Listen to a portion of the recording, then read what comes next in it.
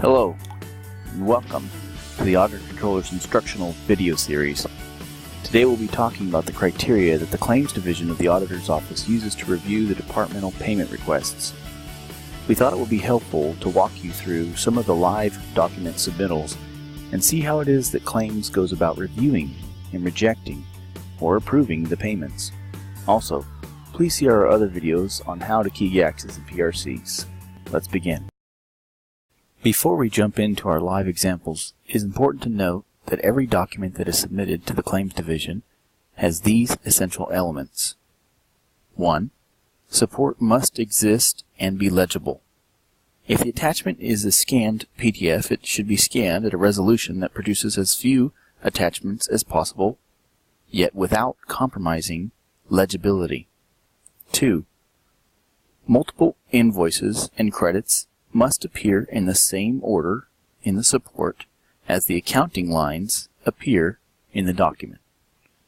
And 3, if it is the end of the fiscal year, that is June or July, it is vitally important that you enter the fiscal and budget fiscal dates.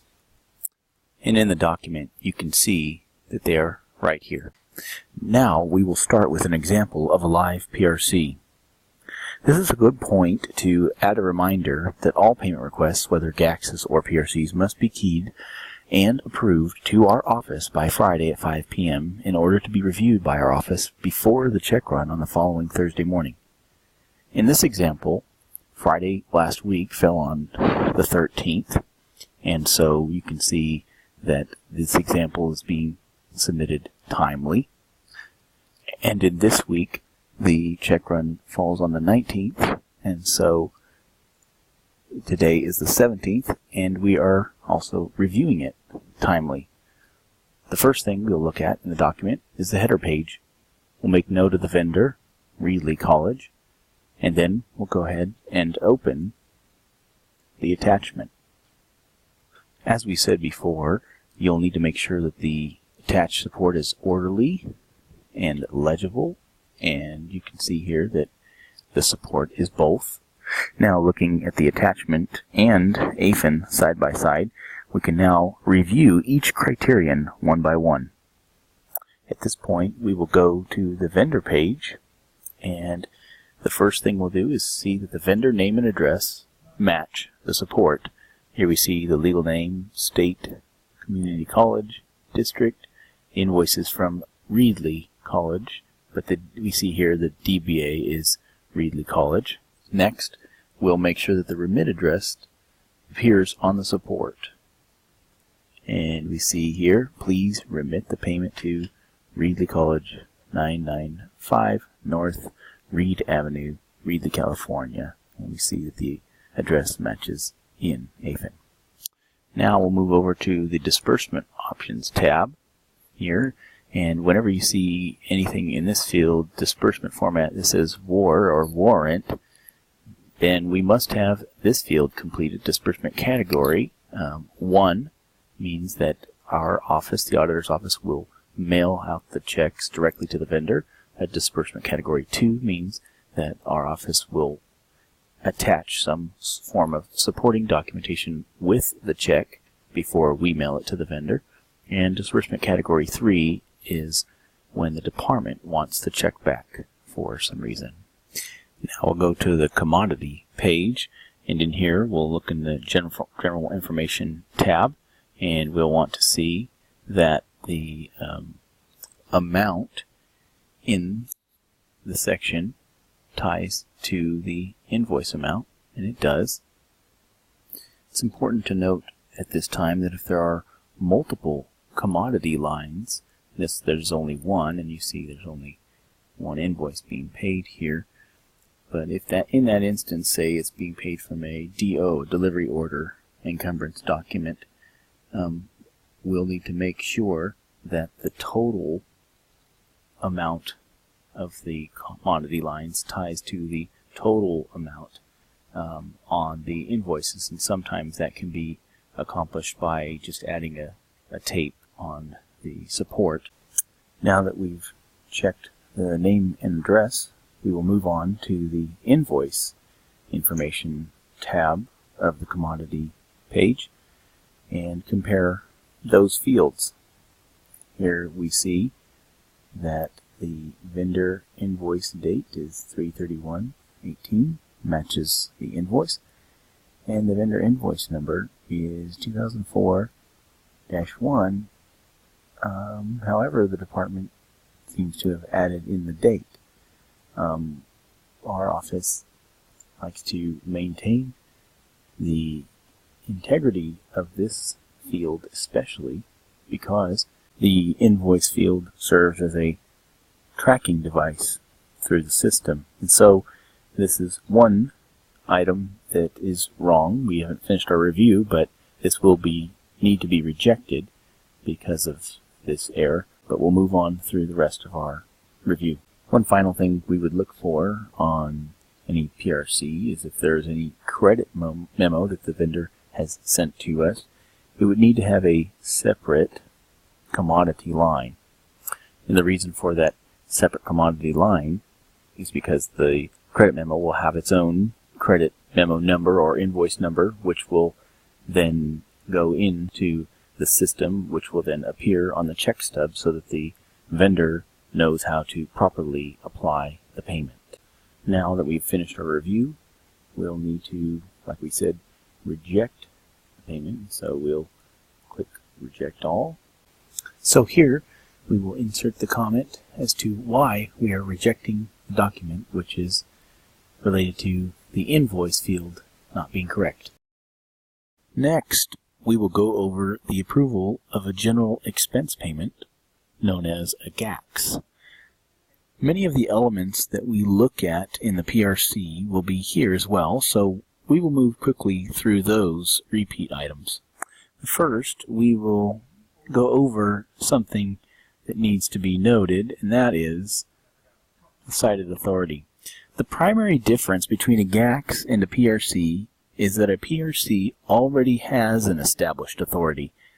Every PRC is tied to an encumbrance document, a PO or BPO, CT, or DO, and those are issued under the purchasing agent's legal authority. A GAX, however, must stand on its own 2 feet, so to speak, and show how it has been authorized. The first idea we get about any GAX's authority, therefore, is in this field here, the cited authority. Now, merely selecting this field is not sufficient to justify the authority of any given expense. It rather serves as more of a subject line which can inform claims as to what to look for in the body of the document itself. This example here is citing election code.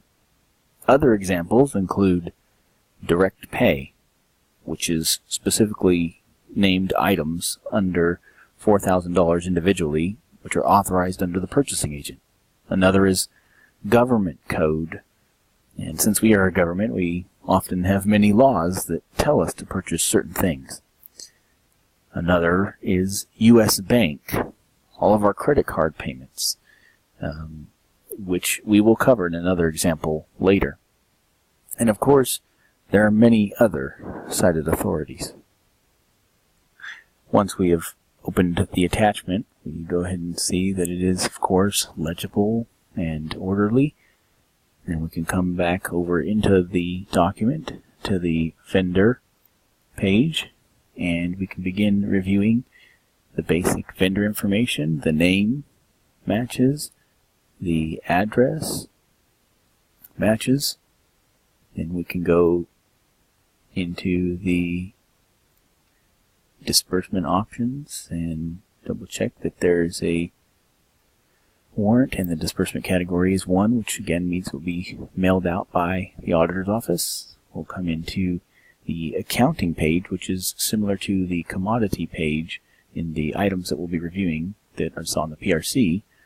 And so we look at each invoice. There's 2 commodities here for 2 separate invoices, presumably. And so we see the vendor invoice number matches, and the vendor invoice date, April 12th, and then we see the amount ties out, and so Now, the accounting. In the PRC document, like the example we looked at earlier, the accounting line there followed the encumbrance document, such as a PO, CT, or BPO document that preceded it. Therefore, no entry was required by the department here, nor did it require review by the manager, because that was done at the time when the PO was set up. However, in the GACS document we're looking at here, the department here will need to accurately enter the budget accounting line here and here. And we see that it ties to what the manager approved at the department level on the invoice here.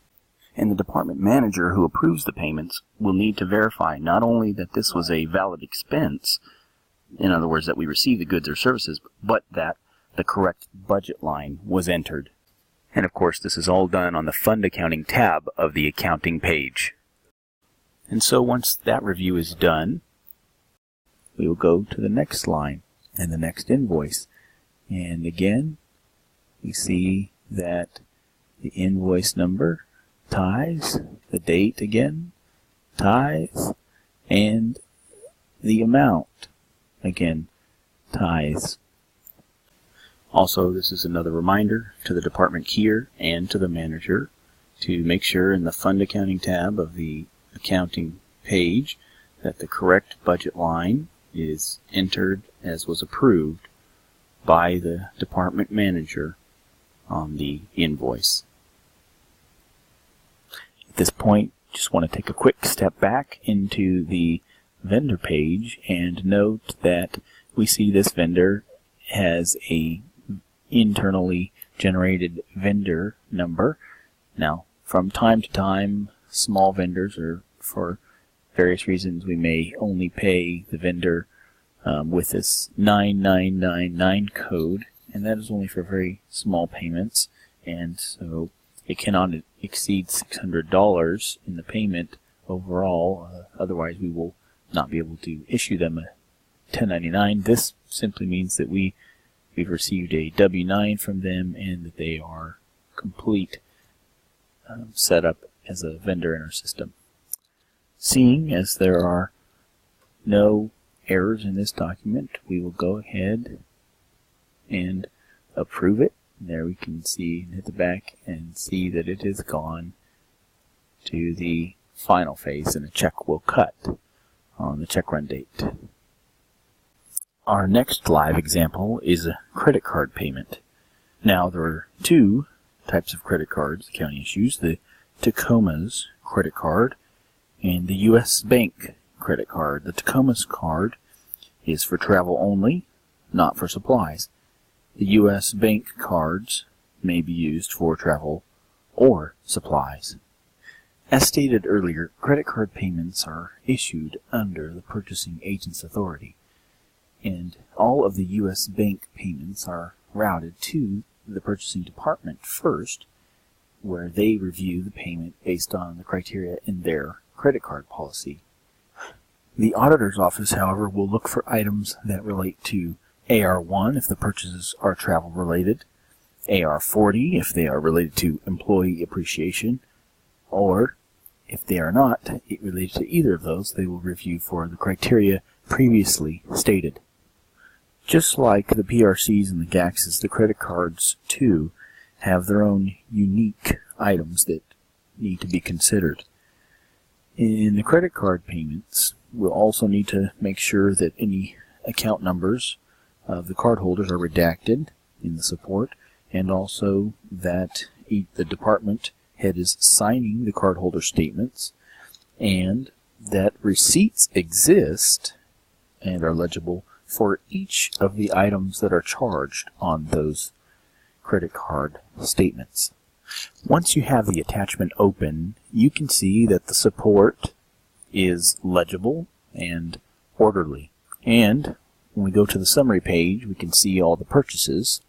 And here we can see that we're going to be looking for 3 receipts. First, the 4 cents from Hilton Bonnet, which looks like an adjustment, and here is the receipt validating that. Next, $206.08 from Best Western Heritage, and we see that attached, the amount ties there, and of course also attached is the agenda, which validates those dates. There we see February 28th, March 1st, and we go back and see that on the hotel receipt it also ties out to those dates, and that validates that receipt, which in turn validates the payment here. Now the final one, $45 to Government Finance Officers Association. Look for that receipt, and here it is at the end for some educational materials. Back to our AFIN support, we see that the department entered 3 accounting lines, one each for each of those purchases. Before we go any further, it is important to make sure that the vendor is in fact Tacoma's Federal Credit Union, which ties to the credit card statement. Another item to note is the disbursement category and the disbursement options on the vendor page. Usually we like this to be disbursement category 2 or 3, so that way the check does not go directly out in the mail, and we can ensure that what is sent to the credit card company ties directly to the statements, and that it is abundantly clear in what we send to the credit card company which statements and which items are being paid. Now, if it's 01, this will produce what we call the pressure seal check. What we can do is simply open the check and send it and make sure before we send it. But we would like this to be category 2 or 3 if possible. Now, at this point, since all items have been reviewed and everything ties, we can go ahead and approve this for payment. If we go back, we can see that it is now final. We'll cut a check tomorrow in the check run. And just a note here, if this had been a U.S. bank account that we were paying, the managing account number would have needed to be entered into a field that would print on the check. For example, the line description. Now, our final live example is a simple travel claim. First, note in the vendor tab that the vendor is this generic vendor, which is staff followed by the employee's name. Once you have the attachment open, ensure that this ties to the claim itself. This claim is reporting mileage, and notice that it has the location from Porterville to this meeting and back. And if there were extended travel, such as an annual conference, we may expect to see something like a map attached, and you see there's only one page here. Third, we see that the direct supervisor has signed, as well as the department head. That is good. Of course, you want to make sure that the amount ties, and it does. This is a very simple claim for example purposes. If there had been more trips or an extended trip, like a conference out of state, we would expect to see per diem claimed up here, and we would expect to see itineraries attached and more support. And of course, if there were any meals on those itineraries, those detailed itineraries, we would expect to see them deducted here. Everything looks good at this point, so I'm going to go ahead and approve. You can see that it is final and will produce a check. Now our work list is empty, and our examples and our session is coming to a close. Now, this completes our brief overview of the claims approval criteria for payment requests. It must be said that there are obviously countless other examples we do not have time here to cover, but we hope that this small sample will be helpful to new staff and even for managers who now have to approve these at a department level. We'd like to thank you for taking the time to view our instructional videos, and please take some time and see the others we have available.